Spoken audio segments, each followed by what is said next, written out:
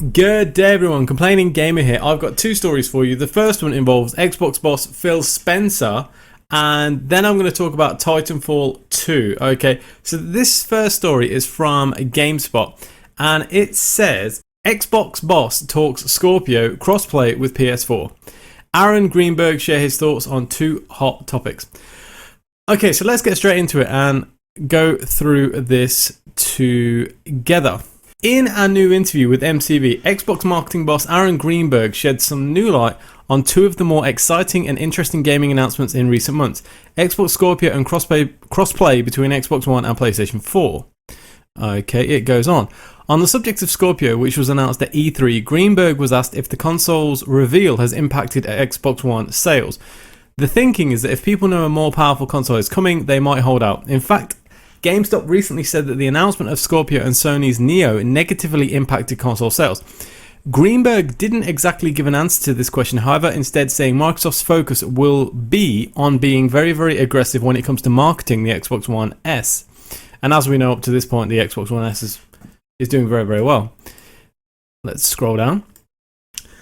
Microsoft will be really focused on delivering on value with bundles and what you get for the price, he said. Earlier this month, Xbox boss Phil Spencer said the Scorpio reveal did not overshadow Xbox One S. Some people believed that Microsoft's announcement of Scorpio might impact Xbox S sales, but apparently that hasn't been the case. The Xbox One outsold the PS4 in the US during July, before the Xbox One S was released.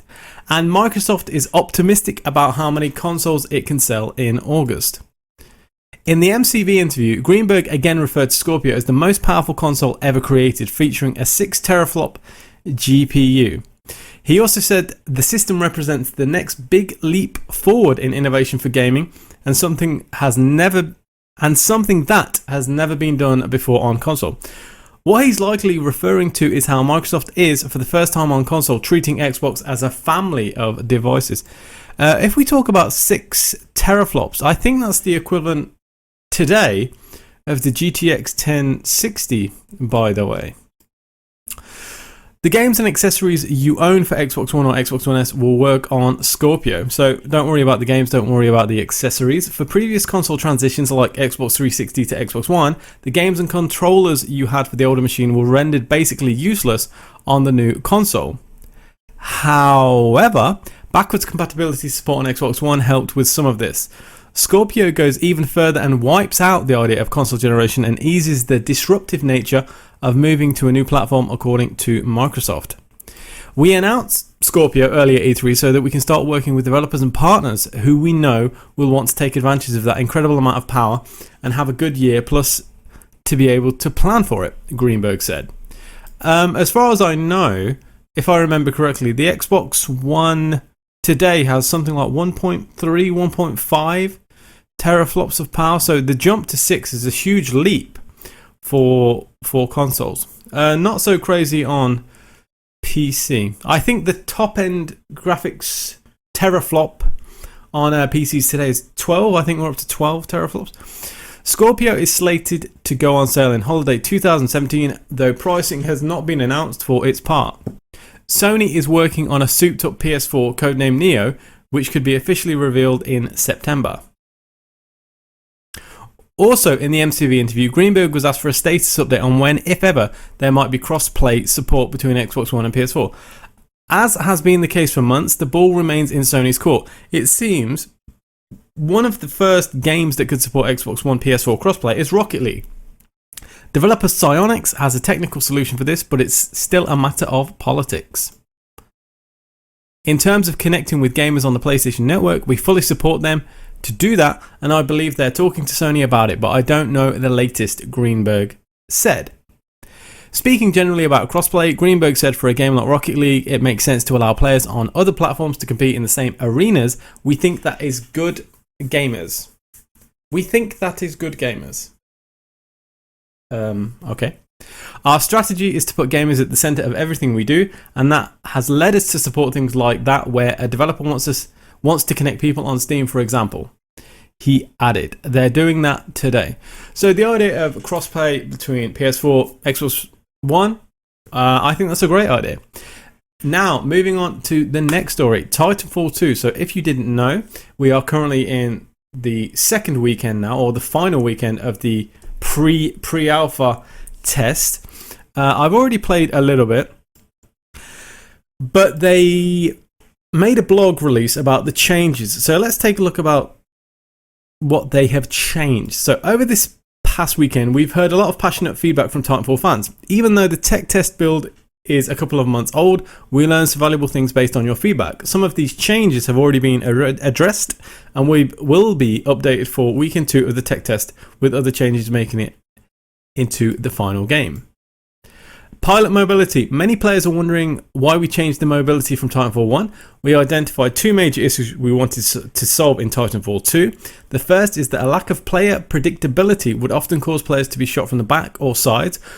While flanking is an important part of gameplay, death often felt random instead of skillful. The second issue is that close range firefights were overly chaotic due to erratic player movement, so changes to pilot mobility stemmed from a desire to improve our gunplay and not a desire to slow down movement. I didn't really have an issue with gunfights or mobility in Titanfall 1 or Titanfall 2, so I can't really relate to that issue. We'll be turning airspeed and wall running speed to be faster. We'll be tuning airspeed and wall running speed to be faster. So I can already say that yes, they seem to have done a good job of that, of making the wall running and the air movement quicker. However, they say nothing about boots on the ground, so they haven't changed the core mobility. While investigating this point, we discovered some unintended side effects that were causing players to lose momentum while wall running. Players should once again accumulate and retain more speed when chaining wall runs. Additionally, we're testing scaling back some of the dampening factors that were limiting bunny hopping, as we don't want these restrictions to impact normal traversal. Okay, so they want to try and increase the air and wall running speeds. From what I played, they seem to have done that. Honestly, I don't have an issue with movement speed. I didn't have an issue in the first weekend. I don't have an issue now in the second weekend either. The Titan meter. So, of course, one of the big complaints was that in Titanfall, the pre-alpha, Titanfall 2, the pre-alpha weekend 1, was that the Titans took too long to get. So, Titan meter. We made some changes in Titanfall 2 with the goal of rewarding players for playing game mode objectives. However, we observed the problem that players can try to play the objective but fail, resulting in slower than intended Titan acquisition. We still want objectives to be the fastest way to get a Titan, but the goal of every player being guaranteed a Titan per match hasn't changed. I can say that the objective modes I played, Hardpoint and the cash one, it did seem a lot quicker. I was getting 2-3 Titans in a match. Pilots will once again acquire a small passive amount of Titan meter every few seconds. On the point of Titans, this might sound silly, but one thing that I was missing in the first weekend was the electric smoke on the Titans. Maybe I'm blind, but I realised that especially if you're on the Ion Titan, if you press left on the D-pad, it does actually release the electric smoke, so you can get the pilots off your back. It was driving me crazy. So the next point, Titan survivability. This is one of the more complex issues to address for several reasons. First, we've changed from Titans having energy shields to a new battery system which we believe improves rodeo gameplay and rewards teamwork. In Titanfall 1, rodeo was lethal to Titans, forcing pilots to disembark and engage in a 50-50 fight. Now, this point is something that I completely disagree with. I never had to get out of my Titan in Titanfall 1. Ironically, I have the complete reverse opinion for Titanfall 2. I found that I was having to get out of my Titan in the pre-alpha compared to Titanfall 1 a lot more, because I felt like there was a lot less that I could do to get this idiot off my back in Titanfall 2. So I can't relate to that issue in Titanfall 1 at all. But of course, a mixture of teamwork, you can actually get pilots off your back. I believe you can also just dash, but this concept of not having a shield but having a battery, it drives me nuts. But of course, if you don't know this point, when you take that battery from an enemy Titan, you can actually give it to a friendly Titan and increase their shield or strength or whatever it is. Okay. In Titanfall 2, the rodeo pilot steals a battery and damages an enemy Titan. If they can give that battery to a friendly Titan, the Titan receives a shield and the pilot gets Titan meter points. As players become more familiar with the system, we expect that Titans will live longer. This is an area we will continue to monitor leading up to launch. Okay. Another factor is that the balance of Titan gameplay in the tech test build is heavily affected by the limited amount of content we released in the build. For example, some Titans that aren't in the tech test have strong defensive abilities. Certain Titan kits provide defensive upgrades, and even pilots have a boost that can improve Titan defenses. Lastly, there has been a lot of tuning since the tech test build that will tone down the amount of damage many weapons deal with Titans. Now, this is something that I find interesting. The tech test is apparently a very, well, not a very old build, but a build that is several months old. So what we're playing is not exactly what they're working on. So that's very misleading. The next point, Titan mobility. We've reduced the number of baseline dashes by 1 compared to Titanfall 1, but all Titans have access to a new Titan kit that provides an additional dash. This is to balance new mobility or defensive options available to specific Titans.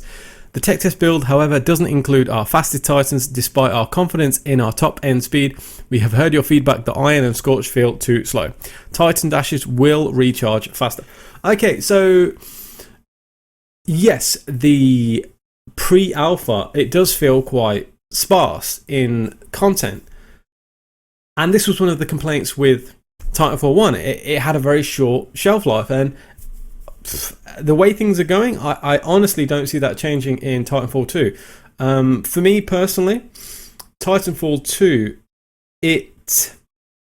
you get your fill very, very quickly. So you play 3 matches, 4 matches, that's enough. There's nothing more-ish about it. You don't want any more. You play a few games, you get your fill, and that's the death of any multiplayer game. If you don't want more, then there's no longevity. So they're not in a good place. Map design. Some of our tech test players have asked if the relatively flat and open design of Homestead is indicative of a new direction for Titanfall, and the answer is no. When designing maps, we strive to make them unique experiences. For example, Homestead changes things up by creating islands of pilot gameplay where long-range weapons can be effective. This upcoming weekend, a new map, Forward-Based Kodai, will be available for play. There is a wide variety of maps for the final game. Now, this Forward-Based Kodai, I have played it.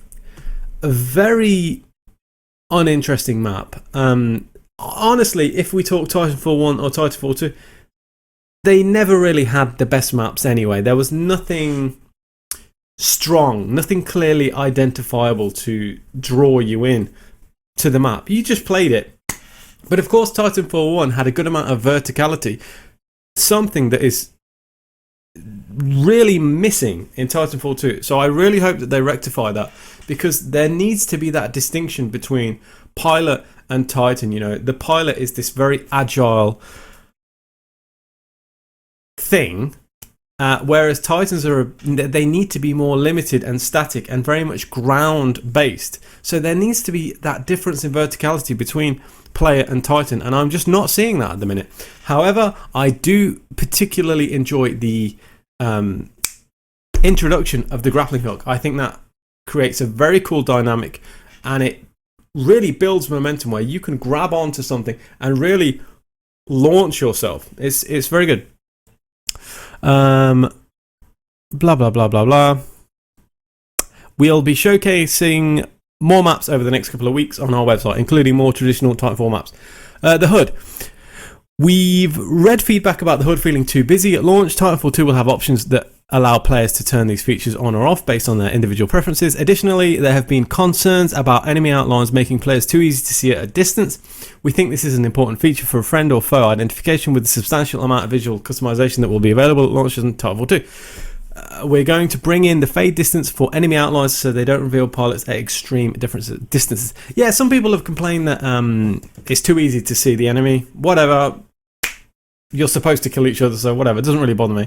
One of the big complaints that I did see, though, is that, and this is something that takes away from that visceral, grounded, tangible feeling, and that's when the Titan grabs the pilot and puts it into itself. That is now done in third person, and in Titanfall 1 it was first person. This has been driving people crazy, that change from the first person to third person. So that's something that Respawn should really think about. Why change that very engaging moment that really connects the pilot with the Titan? Now it's just third person. So if you're third person, by default you are external to the event, not internal. So they should probably change that back. Your conclusion. Thanks again very much for participating in the first weekend of the tech test. We're looking forward to hearing from more of you this weekend, as these tests are amazingly helpful in ensuring we have a successful launch. As you can see, your feedback is already being heard and impacting the final game, and we'll be posting the updates for weekend 2 in our forums later this week. Also encourages. After working on any game behind closed doors, it's always tremendously exciting and useful to finally have players get their hands on it.